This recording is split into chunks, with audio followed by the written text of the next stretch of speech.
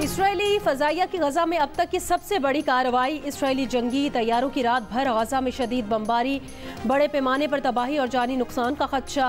गजा से तमाम राब्ते मुनक़ता, इंटरनेट और मोबाइल सर्विसेज भी मुअत्तल। गजा में मौजूद सूरत हाल क्या है, पूरी दुनिया लाइल्म। इसराइली फ़ौज भी गजा में दाखिल हो गई। इसराइल की बहरी फ़ौज की भी गजा पर बमबारी। शिमाली और वस्ती गजा में हर तरफ तबाही के मनाजिर। निज़ाम मवासला तबाह करने की वजह से अमवात की तादाद सामने न आ सकी। एक रात में हज़ारों अफराद शहीद होने का खदशा। आलमी इदारा सेहत का भी गजा में मौजूद अपने एहलकारों से राब्ता मुनक़ता हो गया। हिलाल अहमर का कहना है बमबारी इस कदर शदीद और मुसलसल रही कि हिलाल अहमर के कारकुन जख्मियों को निकालने तक नहीं जा सके। बिल्डिंग्स और मकानात के मलबे में बड़ी तादाद में लोग दबे हुए हैं और मदद के लिए पुकार रहे हैं। शिमाली गजा में मरने वालों की तादाद दर्जनों में है। मगरबी गजा में 2 मकानात पर हमले में 16 से ज़ायद अफराद की हलाकत की इत्तला है। जंग के बाद गजा की नौयत ही बदली जा चुकी होगी। इसराइली फौज की धमकी के जवाब में हमास ने कहा कि खूनरेज़ झड़पें जारी हैं। इसराइली फौजियों की बाकियात गजा की सरजमीन निगल जाएगी। गजा में 20 लाख इंसानों को तबाही का सामना है। अक़वाम मुत्तहिदा के सेक्रेटरी जनरल का सोशल मीडिया पर पैगाम। कहा गजा में शहरियों के लिए नाकाबिले तसव्वुर तबाही है। सब अपनी जिम्मेदारियां अदा करें, तारीख हम सब का फैसला करेगी। सेक्रेटरी जनरल का मशरिक़ वस्ता में फौरी जंगबंदी, यरगमालियों की गैर मशरूत रिहाई का मुतालबा। कहा गजा में ज़िंदगी बचाने वाले सामान की तरसील को यकीनी बनाया जाए। यूनिसेफ का कहना है गजा में काम करने वाले अमले से राब्ता मुनक़ता हो गया। गजा में साथियों की हिफाजत से मुतालिक सख्त तशवीश है। मिस्र की मारूफ दर्सगाह जामिया अल अज़हर के प्रोफेसर डॉक्टर शेख अहमद तैयब की इसराइली बर्बरियत की मजम्मत। कहा तारीख उन्हें मुआफ़ नहीं करेगी जो मासूम फ़लस्तीनियों के दिफा में नाकाम रहे।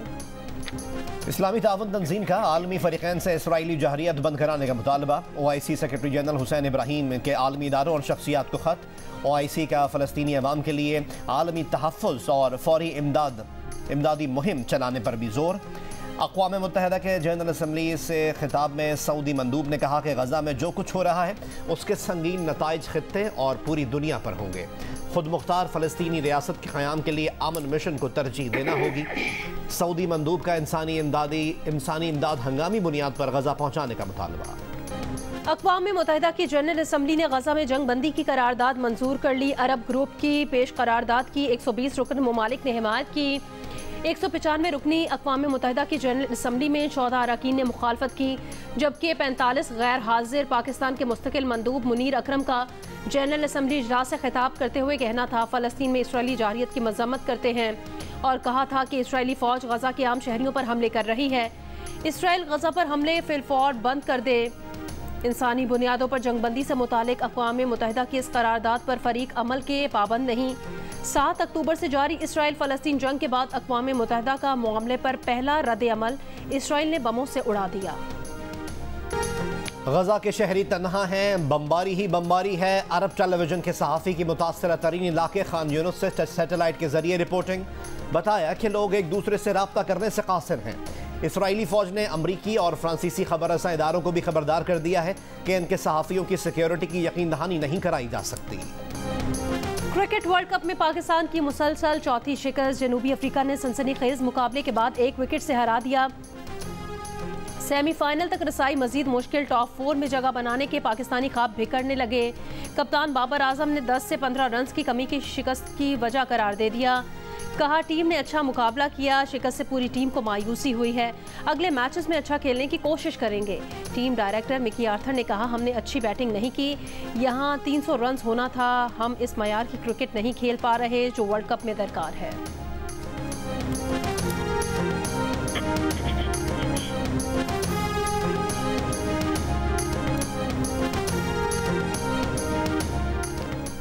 क्रिकेट वर्ल्ड कप के सेमीफाइनल तक रसाई के लिए टीम पाकिस्तान के पास हारने की गुंजाइश खत्म। कौमी टीम को न सिर्फ बकिया तीनों मैचेस जीतना होंगे, साथ ही कौम को ऑस्ट्रेलिया, न्यूजीलैंड और श्रीलंका की शिकस्त की भी दुआएं करना होंगी। सेमीफाइनल कौन सी 4 टीमें खेलेंगी, सूरत हाल अब तक वाज़ेह नहीं। सर्दियां करीब आते ही पंजाब के बेशतर इलाकों में स्मॉग के खतरात ने फिर सर उठा लिया। लाहौर हाई कोर्ट ने स्मॉग की रोकथाम के लिए इलेक्ट्रिक मोटर बाइक्स और साइकिलिंग के फ़रोग के लिए हौसला अफजा पॉलिसी बनाने की हिदायत कर दी। सूबे भर में स्मॉग रोकने की कोशिशों में भी तेजी आ गई।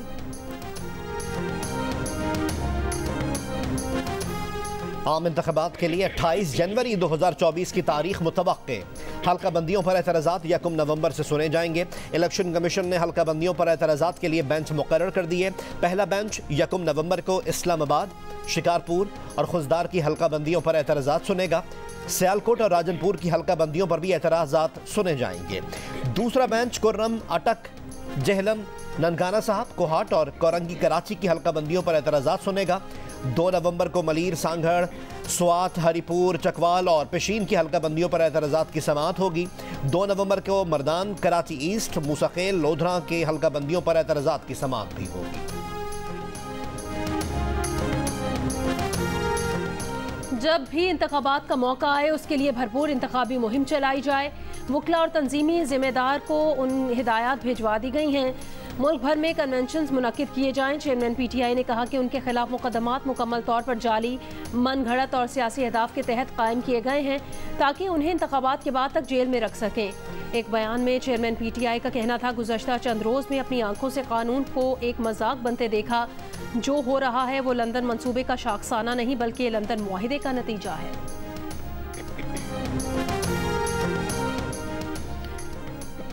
सुप्रीम जुडिशल काउंसिल ने सुप्रीम कोर्ट ऑफ पाकिस्तान के जज जस्टिस मज़ाहिर अली नकवी को शो कॉज नोटिस जारी कर दिया। जस्टिस एजाजुल एहसन के खिलाफ शिकायत खारिज। चीफ जस्टिस जस्टिस काजी फाइज ईसा की सदारत में सुप्रीम जुडिशल काउंसिल इजलास में जस्टिस तारिक मसूद के खिलाफ शिकायत रिपोर्ट करने वाली दरख्वास्त गुजार आमना मलिक को इजाफी दस्तावेजात जमा करवाने और आइंदा इजलास में पेश होने की हिदायत। एलामिया के मुताबिक जस्टिस मज़ाहिर अली नकवी के खिलाफ 10 शिकायत दर्ज कराई गई थी। इन्हें शो कॉज नोटिस देने का फैसला 3-2 की अक्सरियत से हुआ। जस्टिस मज़ाहिर अकबर नकवी से 2 हफ्तों में जवाब तलब।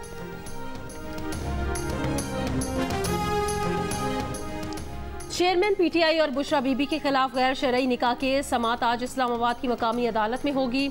अदालत ने वकील सफाई से आज दलाइल तलब कर रखे हैं। FIA के एंटी मनी लॉन्ड्रिंग सर्कल ने साबिर हमीद के खिलाफ इंक्वायरी बंद कर दी है। प्रॉपर्टी दस्तावेजात को दुरुस्त तस्लीम करके क्लियरेंस लेटर जारी कर दिया। मजाज अथॉरिटी ने तफ्तीशी हुकाम की सिफारिशात पर इंक्वायरी बंद करने और कानून के मुताबिक कार्रवाई करने का हुक्म जारी किया। FIA ने साबिर हमीद को नोटिस जारी करके 23 अक्टूबर को तलब किया था। साबिर हमीद के करीबी ज़राए का कहना है कि FIA ने गलत फहमी की बुनियाद पर नोटिस जारी किया था।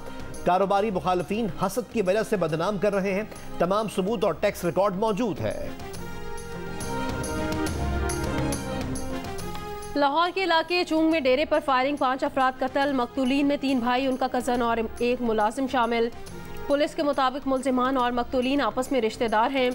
फायरिंग बज़ाहिर ज़रई अराजी तराजे पर हुई। CCTV फुटेजेस और जदीद टेक्नोलॉजी की मदद से मुल्जिमान का सुराग लगाने का दावा। मुल्जिमान की गिरफ्तारी के लिए 4 टीमें तश्कील। फ़लस्तीनियों की नस्लकुशी के खिलाफ मगरबी किनारे के अवाम उठ खड़े हुए। इसराइली चढ़ाई के खिलाफ रामल्ला से अल खलील और तुल करम से तोबास तक गजा की हिमायत में मुजाहिरे। शुरका ने कहा कि गजा जालिम के खिलाफ कभी सर नहीं झुकाएगा। इस्तांबुल में भी गजा के महसूर फ़लस्तीनियों की हिमायत में एहतजाज। हमास को इसराइल पर कारवाई करने, तुर्क फौजियों को मदद के लिए गजा भेजने के नारे। मुजाहिरीन ने कहा कि अब मुजाहिरों का नहीं अमल का वक्त है। अमरीका के शहर बॉस्टन में तलबा का मुजाहरा। हार्वर्ड यूनिवर्सिटी के तलबा और इलाका मकीनों की शिरकत। तलबा ने फ़लस्तीन की आज़ादी और इसराइल की बर्बरियत के खिलाफ नारे लगाए।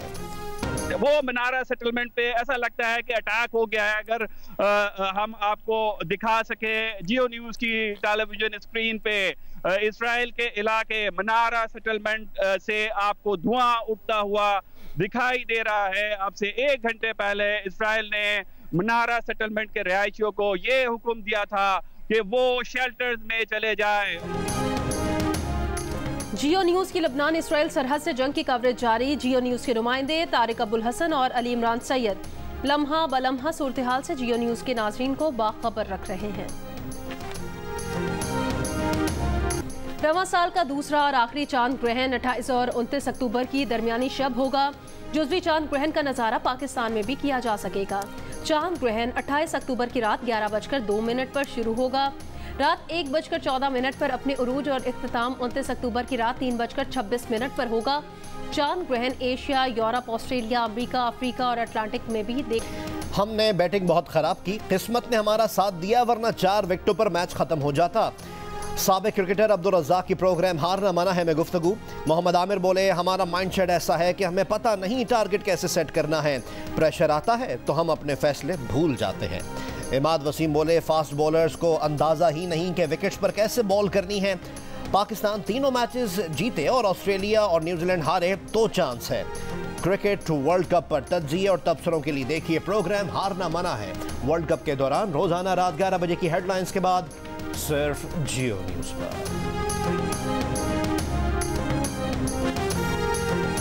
इल्मो अदब और फ़नो सकाफ़त के फ़रोग के लिए Arts Council of Pakistan Karachi, IBA university Sukkur, Geo के इश्तराक से 2 रोज़ा पाकिस्तान लिटरेचर फेस्टिवल आज से सक्खर में शुरू हो रहा है। लिटरेचर फेस्टिवल का इफ्तिताह निगरां वज़ीर आला सिंध जस्टिस रिटायर्ड मकबूल बाकिर करेंगे।